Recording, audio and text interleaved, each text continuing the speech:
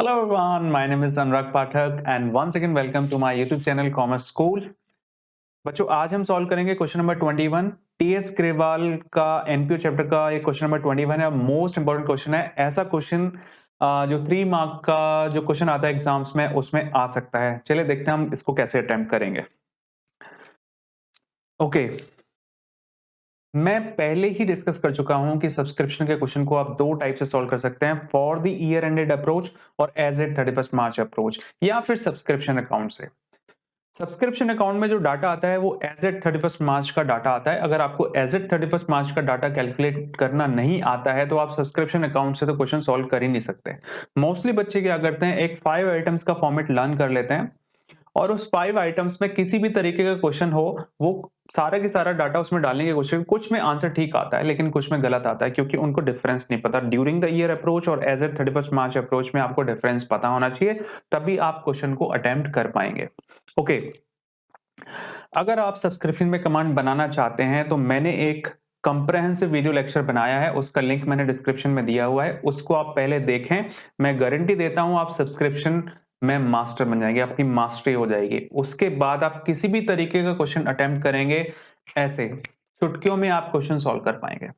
ये मैं गारंटी है, ये मेरी गारंटी है आपको। ओके, हाल फिलहाल हम ये क्वेश्चन सॉल्व करते हैं। मैं इस क्वेश्चन को तीनों मेथड से सॉल्व करूंगा, ड्यूरिंग द ईयर अप्रोच से भी और एज एट 31 मार्च अप्रोच से भी और सब्सक्रिप्शन अकाउंट से भी इस क्वेश्चन को सॉल्व करेंगे। और बैलेंस शीट की ट्रीटमेंट भी इसमें पूछ रहा है, तो एक बहुत अच्छा क्वेश्चन है ये। पेज को मैं दो पार्ट में डिस्ट्रीब्यूट कर लेता हूं। एक पार्ट में हम करेंगे question during the year approach से और दूसरे पार्ट में एज एट 31 मार्च अप्रोच से। ड्यूरिंग द ईयर अप्रोच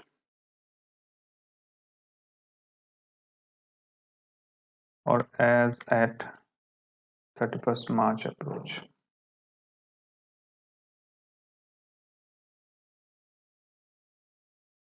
सबसे पहले आपने क्या करना है, जितना आपको कैश मिला है ड्यूरिंग द ईयर वो टॉप पे लिख दें। सब्सक्रिप्शन रिसीव्ड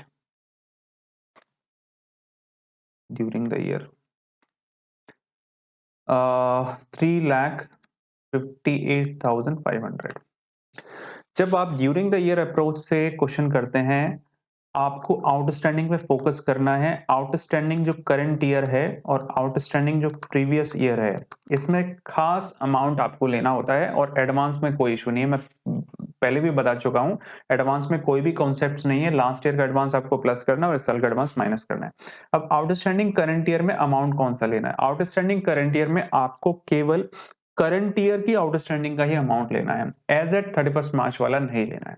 करंट ईयर की आउटस्टैंडिंग से मीनिंग है, फॉर एग्जांपल यहाँ पे 2019-20 हमारा करंट ईयर है, तो 2019-20 में जितना आउटस्टैंडिंग था उतना ही लेना है। अगर उसमें गिवन नहीं है तो आपको कैलकुलेट करना होगा। कैसे कैलकुलेट करते हैं देखते हैं। अब यहाँ पे जो डाटा दिया हुआ है ना, सारा के सारा, वो डाटा सारा के सारा जो डाटा है वो एज एट 31 मार्च का दिया हुआ है। ये देखो, सारा की सारा एज एट 31 मार्च का दिया हुआ है। तो जब आप इस मेथड से क्वेश्चन सॉल्व करेंगे तो इसमें आपको कोई इशू नहीं आएगा। और अगर आपने 5 आइटम्स का फॉर्मेट लर्न कर रखा है तो आप ये वाले सारे आइटम्स ले लेंगे, आंसर आपका आ जाएगा। तो आपको लगेगा कि हमें तो सब्सक्रिप्शन को कैलकुलेट करना आता है, ये तुक्का लग गया आपका। लेकिन कैसे आप इसको सॉल्व करेंगे आप आज यहां सीख जाएंगे। अब यहां पर ड्यूरिंग द ईयर अप्रोच जब हम करते हैं तो आपको जो आउटस्टैंडिंग करंट ईयर का लेना है वो ड्यूरिंग द ईयर का लेना है। आउटस्टैंडिंग ड्यूरिंग द ईयर 2019-20 लेना है, और नहीं है तो उसको कैलकुलेट करना पड़ेगा। अब यहां पे कह रहा है 37,500 आउटस्टैंडिंग है ऑन 31 मार्च 2020।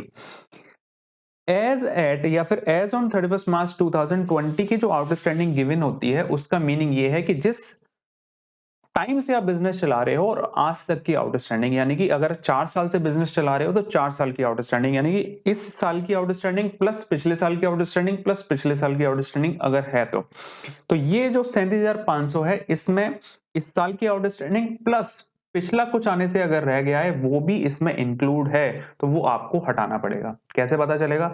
यहाँ पे लिखा हुआ है including 12,500 for the year ended 31 2009, यानी कि 37,500 में 12,500 भी इंक्लूड है जो लास्ट ईयर का आने से रह गया था, ये आपको हटाना पड़ेगा यहां से।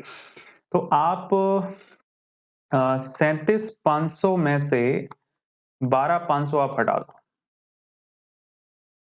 ये आ गया जी 25,000 रुपए। तो आपको 25,000 ऐड करना है और लास्ट ईयर का आउटस्टैंडिंग कितना लेना है? लास्ट ईयर का आउटस्टैंडिंग आपको लेना है जितना आउटस्टैंडिंग था उसमें से जितना आपको इस साल मिला है उतना लेना है।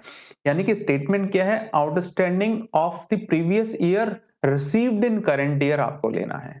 तो कितना आउटस्टैंडिंग था लास्ट ईयर, ये आप देख लेते हैं। लास्ट ईयर आउटस्टैंडिंग था 30,000 और 30,000 में यहाँ पे साफ साफ कह रहा है कि 30,000 में से 12,500 तो आपको मिला ही नहीं, तो कितना मिला होगा माइनस कर लो। तो आपको मिला होगा 17,500 आपको मिला होगा। तो 17,500 आपका माइनस हो जाएगा और एडवांस में कोई इश्यू नहीं है। प्रीवियस ईयर का आपको एडवांस माइनस करना है और करंट ईयर का आपको एडवांस, सॉरी, प्रीवियस ईयर का एडवांस आपको प्लस करना है और करंट ईयर का एडवांस आपको माइनस करना है। तो एडवांस आप चेक कर लें, यहाँ पे लास्ट ईयर का एडवांस है हमारा 22,500 और करंट ईयर का एडवांस है 13,500। ओके, प्रीवियस ईयर का प्लस करना है और ये माइनस करना है, तो 0,0,0 ये 9 हो जाएगा। 9,000 पॉजिटिव आ रहा है और यहाँ आप देख लें कितना आ रहा है अमाउंट, ये 25 7,500 रुपए। ये 7,500 प्लस आ रहा है और ये 9,000 प्लस आ रहा है, तो टोटल प्लस हो गया 16,500। तो 16,500 को इसमें प्लस कर दो,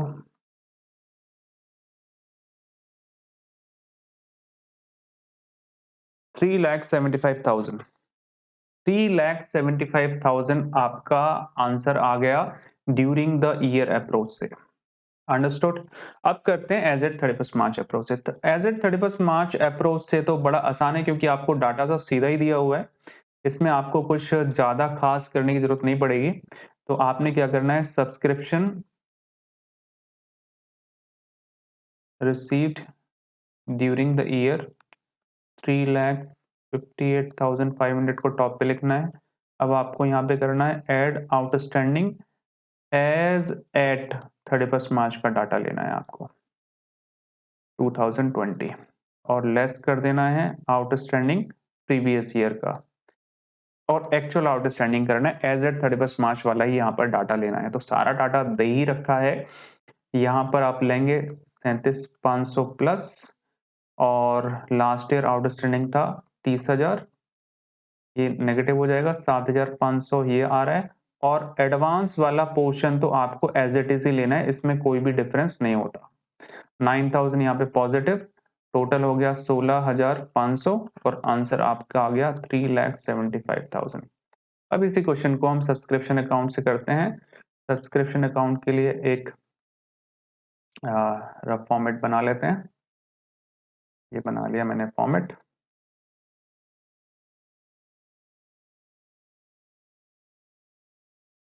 ऊपर लिख दें आप सब्सक्रिप्शन अकाउंट।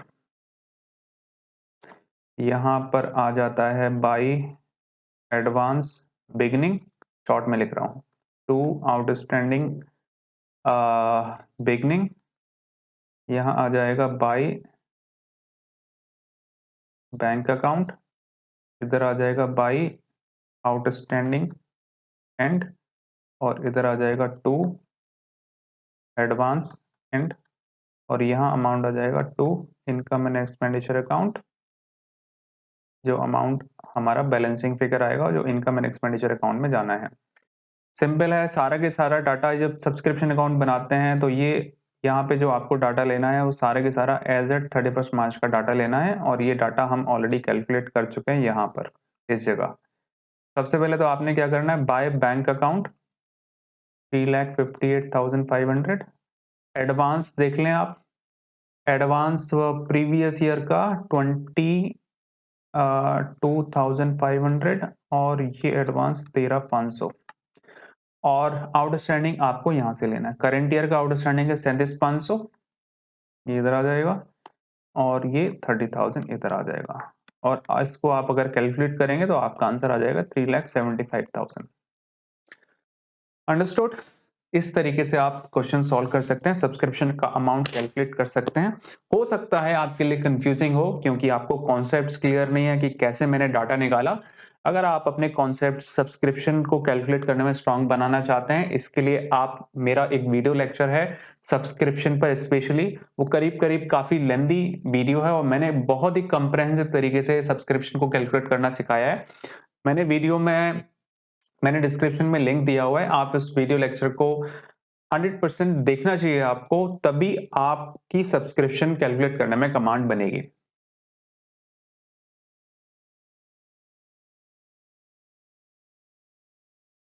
बैलेंस शीट की भी ट्रीटमेंट हम देख लेते हैं। फटाफट से बैलेंस शीट का फॉर्मेट बना लेते हैं। इसमें 2 बैलेंस शीट बनेंगी, ओपनिंग बैलेंस शीट और क्लोजिंग बैलेंस शीट। ओके, ये लायबिलिटी,